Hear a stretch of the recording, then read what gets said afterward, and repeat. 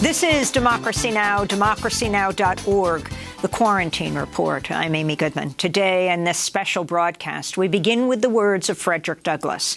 Born into slavery around 1818, Douglass became a key leader of the abolitionist movement. On July 5, 1852, in Rochester, New York, Douglass gave one of his most famous speeches, What to the Slave is the 4th of July. He was addressing the Rochester Ladies Anti-Slavery Society.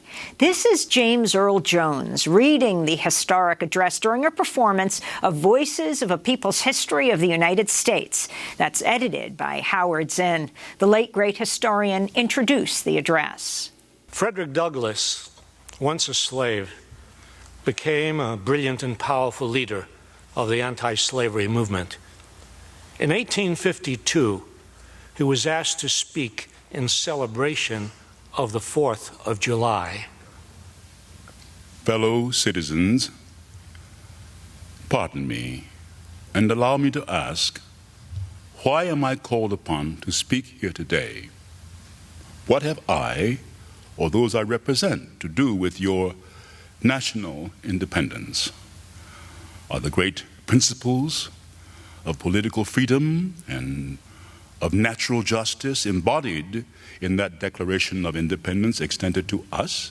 And am I, therefore, called upon to bring our humble offering to the national altar and to confess the benefits and express devout gratitude for the blessings resulting from your independence to us?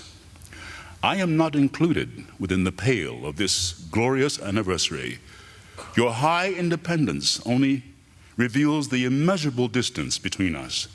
The blessings in which you this day rejoice are not enjoyed in common. The rich inheritance of justice, liberty, prosperity, and independence bequeathed by your fathers is shared by you, not by me. The sunlight that brought life and healing to you has brought stripes and death to me. This 4th of July is yours, not mine. You may rejoice, I must mourn.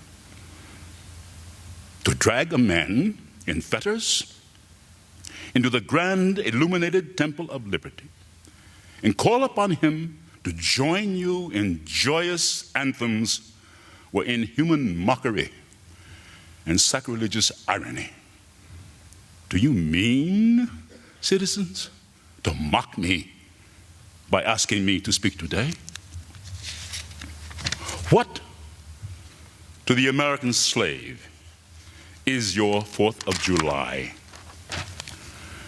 I answer, a day that reveals to him more than all other days of the year the gross injustice and cruelty to which he is a constant victim.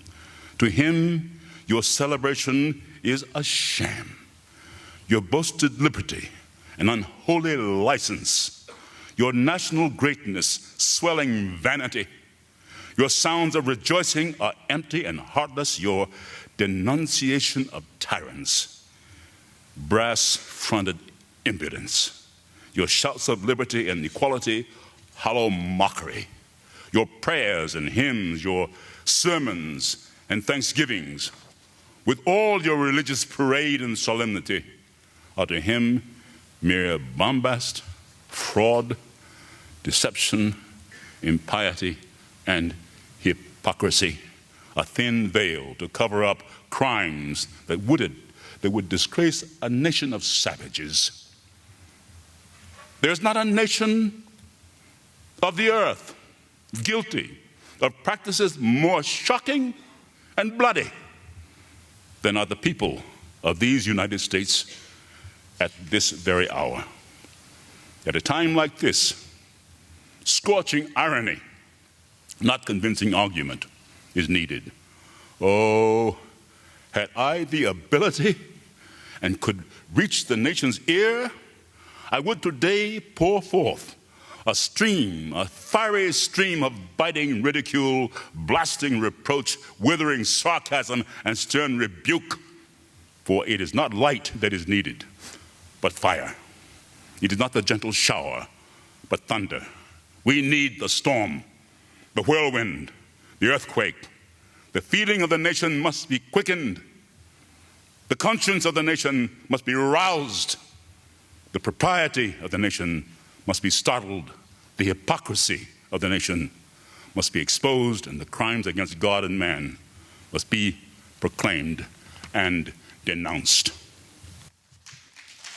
That was James Earl Jones reading the words of Frederick Douglass.